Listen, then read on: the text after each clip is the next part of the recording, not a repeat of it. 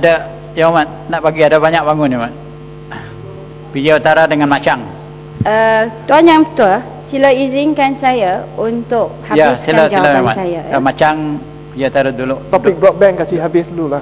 Satu soalan pendek saja. Broadband aja tajuk ni. Okey, broadband ya Mat. Kalau pindah nanti payah kita nak balik. Tak minat lagi. Broadband saja minat. Ringkas soalan ya Mat. Terima kasih. Ya, ringkas ya. Terima kasih. Terima kasih Datuk Petua.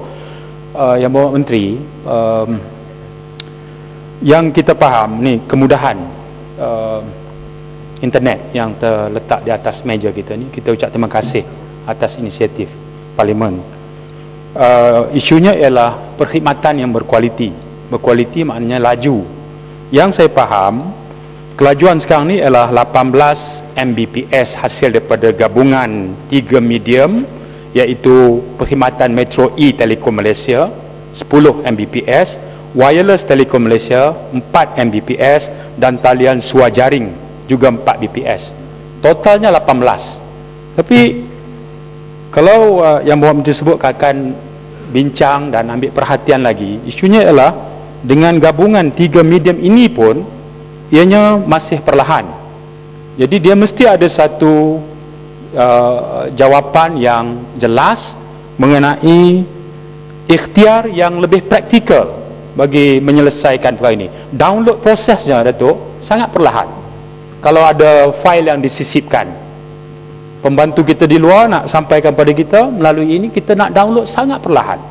Padahal sudah ada 3 gabungan itu, dan defeat the purpose of having this sort of facilities. Jadi saya mohon perkara itu diberikan respon yang lebih baik daripada Bapak Menteri. Terima kasih. Okey, terima kasih Yang Berhormat Menteri. Saya nak bantu Menteri sikit. Tentang internet tu, sebenarnya internet memang cepat, tapi perkakasan amat outdated. So oleh sebab tu, walaupun internet ada pantas, tapi oleh kerana kereta luar tu cantik, tapi enjin masih 15 tahun. So oleh kerana tu perlahan. That's why when you use your own notebook, cepat. So the issue is the hardware. So Parlimen yang beli hardware ni telah beli hardware yang telah second hand outdated dah. Okey, tu yang pertama. Yang kedua, saya nak tanya bagi Yang Berhormat Menteri, target sebenar bagi National Broadband Plan bagi Malaysia adalah untuk mencapai 50% penetration pada tahun 2008. Tapi sampai sekarang kita tak sampai lebih kurang 25%. Saya difahamkan melalui media statement yang dikeluarkan oleh Menteri Datuk Seri Rais Yatim, dia kata dia nak capai 50% pada tahun depan. So kita ingin tahu apakah langkah yang akan diambil untuk mencapai 50%, how realistic is this, dan adakah ini merupakan KPI yang fixed bagi menteri ataupun disebutkan sebagai sasaran saja. Adakah ini sasaran KPI seperti sasaran KPI antara kementerian yang lain, dan apakah dibuat untuk menjamin supaya sasaran ini akan dicapai? Terima kasih. Yang Menteri ada jelutong bangunnya Mat. Terima kasih Tuan Yang Di-Pertua. Barangkali saya juga ingin nak minta penjelasan dan juga di samping itu nak menolong Timbalan Menteri untuk menjawab soalan-soalan yang telah dibangkitkan. Tadi disebutkan tentang USP, disebutkan SKMM dan sebagainya, dan juga Community Library Services. Jadi saya nak tanya juga, kenapa dari segi perkakasan dalam peralatan komputer yang disediakan untuk ahli parlimen ini agak lambat berbanding dengan apabila kita menggunakan notebook sendiri. Barangkali terdapat sesuatu spesifikasi yang telah ditentukan tidak setimpal dengan apa yang dibekalkan dari segi broadband. Dan saya nak tanya juga sama ada kelajuan yang begitu speed yang begitu lambat tu, adakah kerana dalam sistem parlimen ini kita menggunakan sebarang ataupun jenis-jenis penapisan cyber traffic yang menyebabkan kelambatan dari segi dari segi the speed performance dan sebagainya.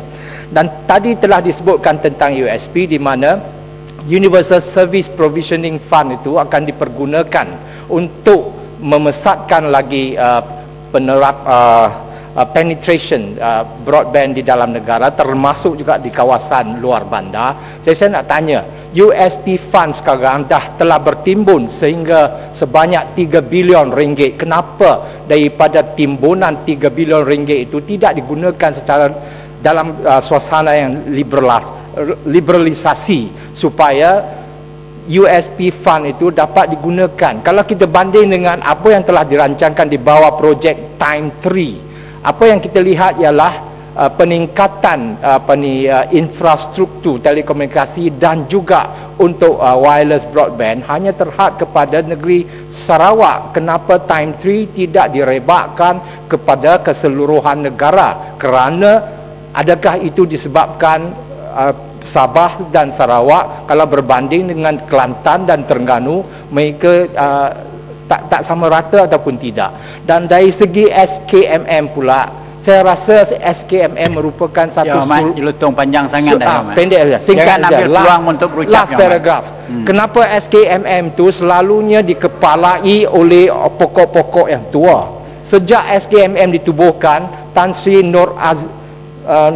Noraiza telah dilantik. Itu bekas KSU. Lepas tu Datuk V. Danabalan, lepas tu Datuk Halim Capii, dan sekarang Datuk Khalid Ali. Semua yang dilantik itu ialah pokok-pokok tua yang tak ada getah lagi, yang tak boleh memberi idea-idea yang baru untuk memajukan industri komunikasi. Kenapa tidak dilantik orang yang muda-muda, orang yang baru lepasan daripada industri-industri berkenaan, supaya dapat mengepalai SKMM, dan bukannya SKMM itu hanya dijuruskan, disediakan untuk pokok-pokok tua yang sebegitu. Baik Ahmad, dah hantar mesej Ahmad very clear Ahmad, dengan izin. Sedia sila Menteri jawab. Jadi Menteri soalan Parlimen tu tadi, kalau tak boleh jawab mungkin dia patut disoal kepada Menteri yang jaga Parlimen, jangan pada Menteri. Ini Parlimen yang berhormat. Kita dalaman kita ni sepatutnya kita soalan dalaman kita sendirilah. Saya cukup yakin Timbalan Menteri tak boleh jawab soalan tu.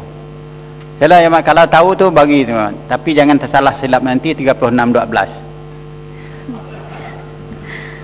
Okay, terima kasih Tuan Yang Di-Pertua. Terima kasih diucapkan kepada Yang Berhormat PJ Utara dan juga Yang Berhormat Jelutong bagi menjawab soalan tentang kenapa kelajuan di dalam Parlimen ini adalah kurang.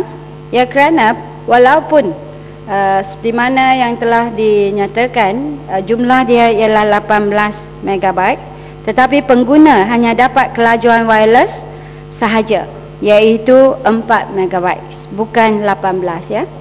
Yang kedua ialah untuk menjawab soalan yang kedua tentang kenapakah USB itu, iaitu pemasang USB Fund yang digunakan untuk memasang Time 3 itu hanya tertumpu di Sabah dan Sarawak. Yang Berhormat Jelutong, ini kerana Sabah dan Sarawak yang merupakan negeri yang masih tertinggal pada masa ini, oleh itu keutamaan adalah diberikan kepada kedua-dua negeri ini ya. Dan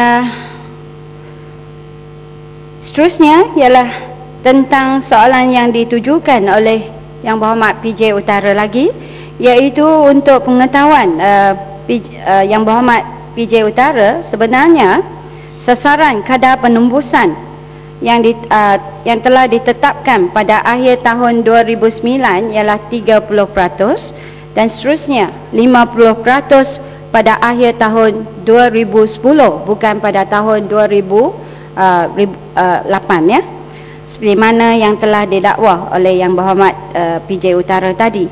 Dan satu lagi ialah tentang soalan yang dibangkitkan, sama ada ini yang merupakan KPI, sama ada penembusan perkhidmatan jalur lebar ini merupakan KPI kementerian.